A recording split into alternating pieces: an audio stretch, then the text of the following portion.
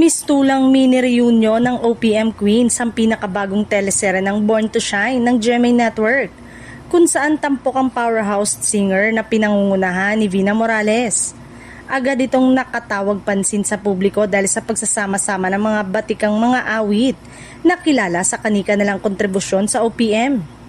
Hindi maitago ni Vina ang kanyang labis na pasasalamat sa network na patuloy na nagtitiwala sa kanyang kakayanan. Ayon sa kanya, pakiramdam niya ay tunay siyang pinagpala dahil kasunod agad ng kanyang seryeng Cruz vs. Cruz ay nabigyan siya ng panibagong proyekto. Para sa veteranang artista, malaking bagay na hindi siya nababakante matapos ang matagal na panahon na hindi napapanood sa nasabing network. Ibinahagi rin ni Vina na isa sa malaking hamon para sa kanya ang kanyang karakter bilang si Dana Halari sa Born to Shine. Malayo umano ito sa kanyang ginagampan ng papel bilang Felma sa Cruz vs. Cruz.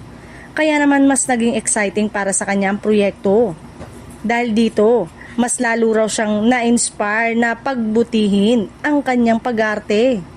Dagdag pa ng singer-actress, naniniwala siyang nagustuhan ng GMA ang kanyang performance at professionalism sa kanyang nakaraang proyekto. Wala raw siyang naging problema sa set ng Cruz vs. Cruz na umabot pa sa second season.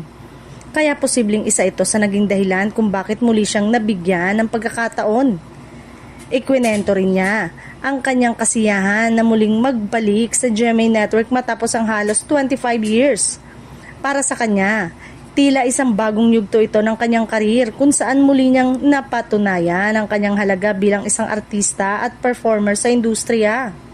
Eksklusibong naibahagi ni Vina ang kanyang saloobin sa ginanap na media conference ng Born to Shine. Sa naturang event, muli niyang pinasalamatan ang tiwalang ibinigay sa kanya ng GMA Network at ipinahayag ang kanyang excitement na mapanood ng publiko ang kanilang mga bagong serye.